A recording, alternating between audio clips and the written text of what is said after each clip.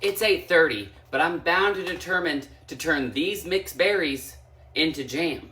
We're jamming in our jammies. So in my big pot here, I've got quite a bit of water going for my water bath canner. In my little pot here, I've got 6 cups of frozen berries, and I'm gonna go ahead and just over medium heat, simmer these down, get them a little soft, and then I'm gonna use this masher device to do this. If you had an immersion blender, you could do that, but I kinda want like a chunky jam, so I'm going with this. I'm just gonna mash these with my hands like they did when they were pilgrims, because you think they had an immersion blender when they were crossing the prairie, girl, to get to California, the gold rush, queen? No, they didn't. They were making jam and jelly via their hands. 3 tablespoons of lemon juice going in. Fruit pectin, this is like the thickening agent that you use. You could sit here and boil this down for the next like 6 hours, but I'm not gonna do that. So instead I'm gonna do 9 tablespoons of this. I'm gonna stir those ingredients in, and then I'm just gonna bring this to a rolling boil. And I wanna make sure that I stir this pretty consistently, because the worst thing you could do is burn your berries.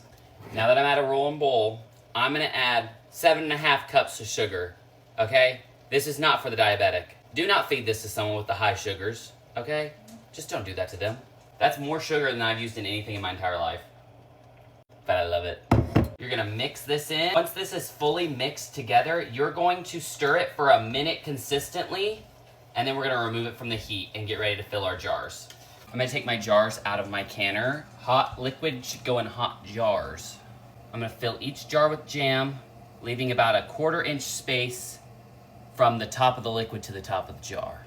Once my jars are filled, I need to wipe down the rim, and I'll go ahead and get off anything that dribbled down the side.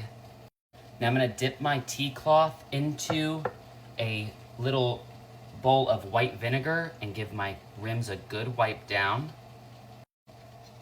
Then I just place my lids right there on top. And you want to screw on these lids, these rings, finger tight. You don't want them to be too tight. And then you take your jars and you place them into your water bath. I'm gonna drop those jars down in there. And we're gonna let this boil for the next 10 minutes. After my 10 minutes is up, I can literally just come on up in here, grab my jars, place them over here on my countertop to cool. I'm just gonna let those hang out on my counter for the night, and then I will come back tomorrow and I will talk to you guys about them some more, I guess. We'll just check them out. It's the next day and we're gonna check out our jars. So now that they're cooled and we can handle them and touch them, you want to unscrew these lids. Again, you don't want these to be too tight. And then just make sure that these are sealed by, if you can pick it up like that, it's good to go.